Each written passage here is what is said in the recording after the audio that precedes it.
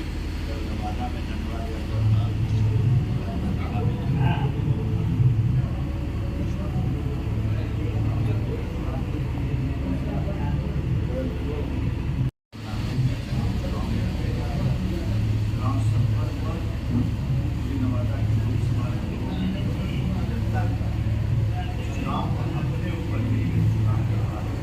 बहुत अच्छा लगा।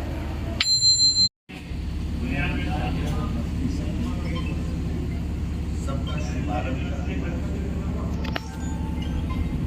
उसमें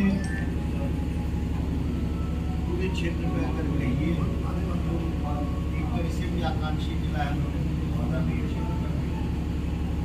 आकांक्षी वही होता है जो कि भारत सरकार का पिछड़ा का मामला है उसमें जो एक चीज तो स्पष्ट है कि दोनों जिला पिछड़ा, यानी मेरा पूरा लोकसभा इसी संकल्प को लेकर हम आगे बढ़े। आज पानी का घोर संकट है पूरे क्षेत्र में, क्योंकि बिजली गर्मी के चलते ऐसे भी पूरे देश भर से का लोड बढ़ा हुआ है। जो राष्ट्रीय ग्रिड है उसी पर लोड बढ़ा हुआ है और ये क्षेत्र तो विशेषकर बहुत ही परेशान है। आज जल का स्तर बंदीहा में औसत 300, 350, 450 की ओर चला गया।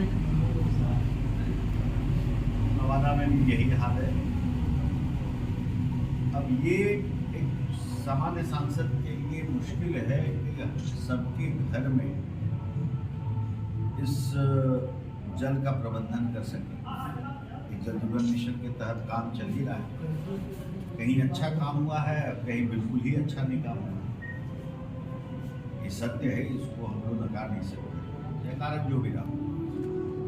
लेकिन ये आकलन का समय नहीं है, कुछ करने का समय है ताकि लोग के पास कैसे एक स्थायी समाधान पहुंचे। तो मेरे काम करने का शैली है कि हम आम कार्यकर्ता से भी लोगों से राय लेते रहते हैं। ये नहीं कि सिर्फ जो मेरा विवेक कहे वही सत्य है। उसी क्रम में एक कार्यकर्ता ने मुझे एक सुझाव दिया कि सर एक काम आप करिए कि हर चौराहे पर एक जल की व्यवस्था हो जाए पिछले आपके क्षेत्र। वो एक सामान्य जगह, हर एक व्यक्ति अपना चौराहा को जानता है और सब आदमी अगल बगल के गांव का हो या कहीं हो, वो चौराहा पे निश्चित दिन में एक बार जाता ही जाता है। मुझे ये बात आकर्षित किया और हमने चौराहे पे चल करके एक योजना का आरंभ किया और उस क्रम में भारत के पेट्रोलियम मंत्री श्री हरदीप पुरी से मेरी मुलाकात हुई। अब लोग ये चिंता कर रहे हैं कि उसने लिखा कि इतना छोटा सा काम के लिए पेट्रोलियम, उनका भी सोचना सही है, लेकिन काम कितना विस्तृत है ये आपको समझना पड़ेगा कि 6 विधानसभा के सभी चौराहों में बड़ा हैंडपंप शेड के साथ चारों तरफ सीमेंटेड किया हुआ एक स्थायी बड़ा हैंडपंप जो 350 फीट 400 फीट के गहराई तक जाकर उसको ये, ताकि पूरे क्षेत्र में ये एहसास सबको हो जाए कि निश्चित रूप से अगर जल कहीं उपलब्ध है तो चौराहे पर, तो चौराहे पे जल की योजना का हमने आरंभ किया और उनसे इसलिए मिलने गए कि भारत सरकार के 4 सबसे बड़े उपक्रम जो है उस मंत्रालय के अधीन आते हैं। Indian oil, ONGC, Hindustan petroleum, Bharat petroleum corporation और ऐसे ऐसे उसके बाद के भी कैटेगरी के कई और संस्थान। तो अपने CSR के तहत जो कॉर्पोरेट सोशल रिस्पॉन्सिबिलिटी होता है, जो समाज के लिए उनको अपने मुनाफा में से काम करना है, इस परियोजना को अलग अलग स्थान पे ये चारों कंपनियां बांट के ले गई। इसके लिए गया जिसका प्रथम रूप मंत्री जी द्वारा अनुमोदित कर दिया गया और निर्देशित कर दिया और जिसकी शुरुआत बरबीघा से हुई। दूसरी बात बिजली की समस्या है। उसके लिए पूरे क्षेत्र में ट्रांसफार्मर का बहुत बड़ा समस्या है। लोड बदल गया है, पुराने लोड के हिसाब से है, उसकी उपलब्धता कराना, कहीं तार का समस्या है। इस परिप्रेक्ष्य में और नवादा में 3-4 सब पावर स्टेशन का निर्माण हुआ। इस परिप्रेक्ष्य में भारत के बिजली मंत्री और पूर्व मुख्यमंत्री हरियाणा मनोहर खट्टर जी से और सेक्रेटरी भारत सरकार को उनके द्वारा उस पूरे सभी प्रपोजल को भेज दिया गया। 2 दिन के बाद बिहार के प्रिंसिपल सेक्रेटरी जो बिजली विभाग के उनसे मेरी बैठक हो रही थी और धीरे धीरे जितने ट्रांसफार्मर्स हैं इस सबको जो है परिवर्तित करके नए ट्रांसफार्मर स्थापित किए गए। उसी परिप्रेक्ष्य में नवादा हो या बरबीघा, ये 2 ऐसा शहर मुख्यालय है जहाँ की सब कुछ डीएम भी है, एसपी भी है, जिला मुख्यालय है, कोर्ट कचहरी भी है, लेकिन एक पार्क भी नहीं है कि जहाँ पे आम आदमी, माँ अपने छोटे बच्चे को लेकर जा सके। स्वास्थ्य के लिए हर एक आदमी अपना जो है सुबह कम से कम एक सैर पे जा सके। और ये एक बहुत ही महत्वपूर्ण चीज़ था जो चुनाव के समय भी चर्चा होती है और मेरे दिमाग में भी एक बैठा हुआ चीज़ था। तो नवादा का भी पार्क अनुमोदित हो चुका है। आज अभी हम दिल्ली से के लोगों के साथ उनका जो कारोबारी है वहाँ बैठे हुए थे और सबसे हम चर्चा कर रहे थे कि बरबीघा में भी एक स्थान मुझे बताइए। एक बहुत ही अच्छा स्थान उन लोगों ने बताया है और ये आपके यहाँ यहीं पर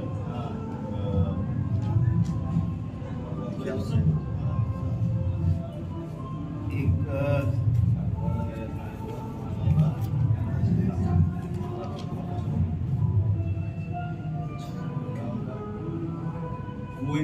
कोयली पोखर, कोयलो पोखर, ये कूड़ा करकट से भरा हुआ एक बहुत ही विस्तृत जगह है। तो हमने ये सोचा है कि इस जगह को परिवर्तित करके अति आधुनिक पार्क बरबीघा में इसका निर्माण हो। पूरा प्रयास और चेष्टा जो है इसको निश्चित रूप में जाएगा। अति आधुनिक मतलब कि अति आधुनिक, और जिसमें रात्रि में भी हाई मस्ट लाइट रहेगा, योग करने के लिए भी उसके अंदर में जो है झोपड़ी जो बनता है आज के दिन में, आधुनिक झोपड़ी जो बनता है, उसके साथ टहलने का चारों तरफ, बच्चों के खेलने का उसमें सब कुछ जो आजकल लगते हैं चीज़, ये सब के साथ और हाई मस्ट लाइट के साथ इसका निर्माण हो।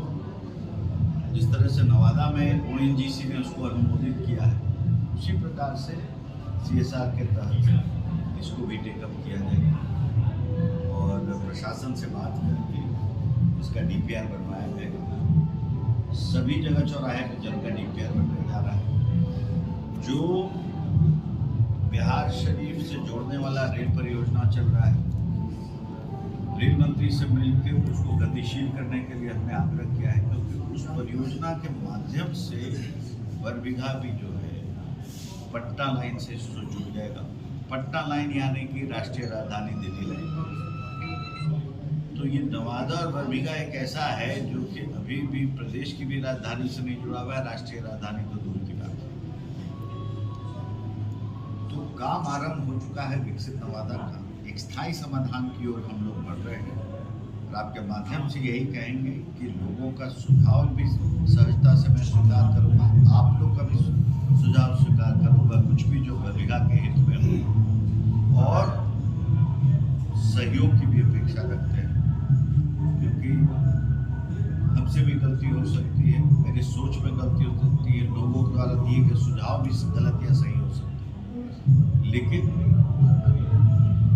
अब एक ईमानदार प्रयास करना है कि कुछ मूलचूक परिवर्तन आम आदमी की जिंदगी में एक महसूस होगा। नवादा लोकसभा के अंतर्गत इसी ओर हम लोग जो है काम आरंभ कर चुके हैं और विकसित नवादा और नए नवादा की कल्पना लोकसभा के अंदर मेरे ख्याल से हम उस राह पे चल रहे हैं। आज आप लोग के माध्यम से इस धन्यवाद यात्रा के तहत यही करा और इसके बाद 6 विधानसभा में कार्यकर्ता सहभोज व सम्मान समारोह आरंभ करने जा रहे हैं और सभी विधानसभा में ही बरबीघा का बरबीघा में एनडीए के सभी घटक दल के कार्यकर्ता जितने लोगों ने इस चुनाव में एक निश्चित रूप में प्रधानमंत्री मोदी और नीतीश जी के जो नेतृत्व को अनुमोदित किया, सबका सम्मान व सहभोज आरंभ होने जा रहा है। वह भी बरबीघा से आरंभ होगा और सभी विधानसभा में होगा। रजौली का रजौली में होगा, गोविंदपुर में होगा, बरसलीगंज का बरसलीगंज, ईश्वर का ईश्वर और अंतिम में नवादा में इसका समापन। तो हम लोग एक सकारात्मक सोच के साथ विकास की ओर बढ़ रहे हैं। इस पूरे क्षेत्र में किसी संकीर्णता से सबसे परे होते हुए हम एक विकसित नवादा की यात्रा आरंभ हो चुकी है। प्रधानमंत्री कार्यकाल में बिहार की विकास को मुद्दे पर भी ज्यादा ध्यान होगा, क्या लगता है? अपने इतने व्यस्त शेड्यूल के बावजूद भी हमको लगता है कि आने वाला 5 साल बिहार के लिए सौगात वाला, कई सौगात वाला वर्ष होगा। अगर हम लोग यही सब कुछ काम जो हमने अगर नवादा में ही अगर जो कल्पना की है कि अगर बिजली में सुधार हो गया, मार्ग बन गया बरबीघा में, NH के कुछ और अभी खंड हैं जो जुड़ने चाहिए यहाँ से लोगों के बीच से बात आती है, अगर वो हो गया, रेल परियोजना अगर इसी 5 साल के खंड में अगर हम लोग आरम्भ कर दें, हमको लगता है कि बिहार जिस तरह से विशेष रहा है प्रधानमंत्री जी के दिमाग में, उसका स्वरूप एक छोटा सा कम से कम नवादा लोकसभा में आपको देखने को मिलेगा। क्या माना जाएगा कि प्रधानमंत्री ने भी एक बयान दिए हैं नालंदा में कि पूरे राष्ट्र में, पूरे विश्व में बिहार का एक अपनी अलग अमिट पहचान है। उस तरह के नवादा भी पूरे देश के अंदर अपनी एक अमिट पहचान बनाना है। नवादा देखिए, पूरी चेष्टा तो यही है। हमने एक आपको कहा कि मैं पहला सांसद था कि अपने क्षेत्र के विकास योजना को लेकर इन सभी मंत्रियों के साथ उनके मंत्री बनने के 48 घंटा के अंदर में हमने 100 सारी प्रति यहाँ पर है कि औपचारिक चिट्ठियाँ सब जा चुकी और ये इसलिए हमने किया कि समय व्यर्थ कोई दिक्कत से कोई फायदा नहीं है और कोई भी सरकारी योजना को स्वरूप लेने में थोड़ा हर्ट, इसलिए हमने समय बर्बाद नहीं किया, आरम्भ कर दिया और पूरा भरोसा। कुछ एक तो ऐसे प्रोजेक्ट है, अब देखिए क्या होता है। अब जैसे कि सकरी का है, तो उससे संबंधित हम भारत के कैबिनेट सचिव से मिले। अब ये बरबीघा को सीधा छूता है, पूरे नवादा को छूता है, पूरे बरबीघा शेखपुरा जिला को छूता है। अब उसमें कुछ चीज़ें हैं अब इससे संबंधित बिहार सरकार के भी सचिव से परसों ही उनके साथ मीटिंग करके चैतन्य प्रसाद के साथ जो जल संसाधन एक छोटा हो या बड़ा हो, लेकिन सार्वजनिक जिंदगी को जो आम आदमी को परिवर्तित करे इस योजना के साथ लेके हम चल रहे हैं और हर स्तर पे आवश्यकता पड़ने पे इस चीज़ को टेकअप किया। सकरी के साथ एक छोटी सी समस्या जरूर है कि इसका स्टार्टिंग पॉइंट जो है वो झारखंड में, लेकिन पैन वाली जो स्थिति है बीच में उसका अगर पक्कीकरण हो तो कई जगह जो है इसका एक स्थायी समाधान भी निकल जाता है जो किसान की जिंदगी को सीधा छूटे। तो हम लोग कई पहलू पे काम करें, फिर आपसे मुलाकात होगी तो हम लोग प्रगति पर भी बात करेंगे और आप इस बीच में आप लोगों में कभी कोई सुझाव लगेगा तो एकदम निसंदेह विषय कुछ वो व्हाट्सएप करें।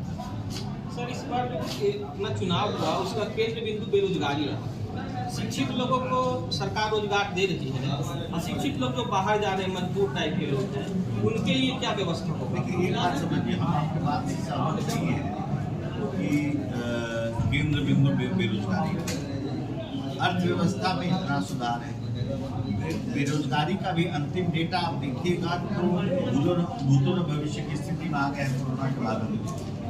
प्रश्न वो नहीं है, इस चुनाव में दिग्भ्रमित करने की जो बातें चली कुछ हद तक कुछ स्थानों पर प्रभावित करता है। अब आज आप देख रहे हैं कि उत्तर प्रदेश में वही चीज हुआ जो कर्नाटक विधानसभा के चुनाव में हुआ था कि आम आदमी से फॉर्म भरवाया गया कर्नाटक में कि 5 गारंटी तुमको ये मिलेगा, ये मिलेगा, ये मिलेगा, तुमको आधार का फोटोकॉपी जमा कर दो, तुम्हारे खाते में इतना पैसा आ जाएगा। तो जैसे सरकार बनी, आज उत्तर प्रदेश में भटक रहा है गरीब आदमी, उससे भी फॉर्म वहाँ पर दिग्भ्रमित करके भरवाया गया कि 1 लाख रुपये तुमको मिलेगा। अब खोज रहा है कि कहाँ गया जो फॉर्म भर रहा है, नदारद।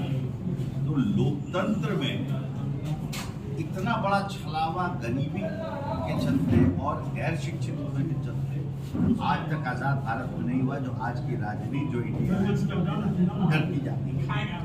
तो ये जैसे कहा था इनोसेंट है, बहुत ही सीधा, उसको ये फेंक गई जहाँ नहीं फेंका नहीं। सर, आज प्रधानमंत्री आए थे नालंदा विश्वविद्यालय का शुभारंभ के लिए। 800 साल पहले बख्तियारपुर खिलजी के द्वारा उसको जलाया गया, तो क्या बख्तियारपुर का नाम चेंज होगा?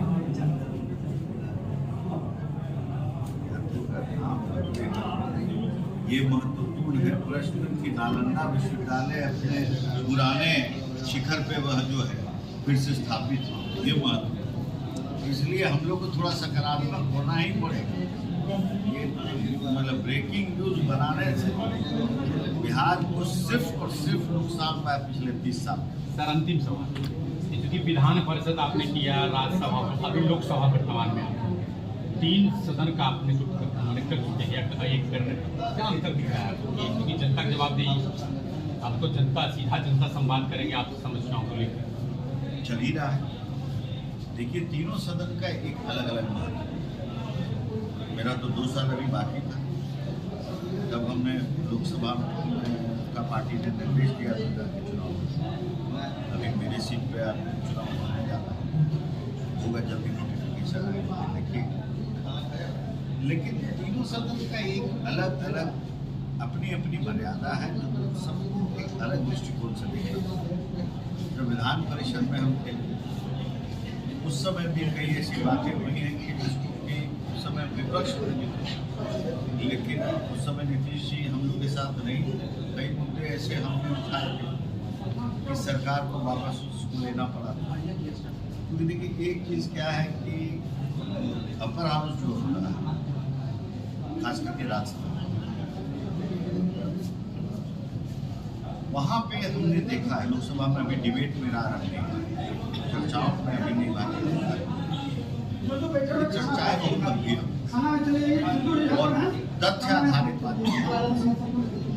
कुछ भी आप बोल के सोचिएगा निकल जाएगा तो ये समझ नहीं होगा। इसलिए अध्ययन करके ही होना है। और उसी तरह का मोटे तौर पे गंभीरता अब लोकसभा में भी पुनः वापस हो गया है। जो बीच के कालखंड में यूपीए या उसके पहले का जो समय था, एक समाजवादी का जो राजनीति चला था बीच में, जिसमें कई सरकारें भी, उस कालखंड में जो लालू भी चरम तो क्वालिटी जो है डिबेट का काफ़ी कुछ बदल चुका है। सत्र 24 से आरंभ है, लोकसभा का पहला अनुभव है। जवाबदेही भी ज़्यादा हो गई। जवाबदेही तो जनता का, जनता की जवाबदेही पर निश्चित रूप से। और निश्चित रूप से जब जनता ने आपको अपना सब कुछ लगा के अगर चुना है तो उसको हक है कि अपने, अगर आपको माना है, आपको जिताया है, तो इतना तो हक रखता है कि हम समस्या में हैं, निदान की उम्मीद रखता है। और मुझे लगता है कि किसी भी जनप्रतिनिधि को प्रयास है कि ईमानदारी करना, और हम लोग वही चेष्टा कर रहे हैं।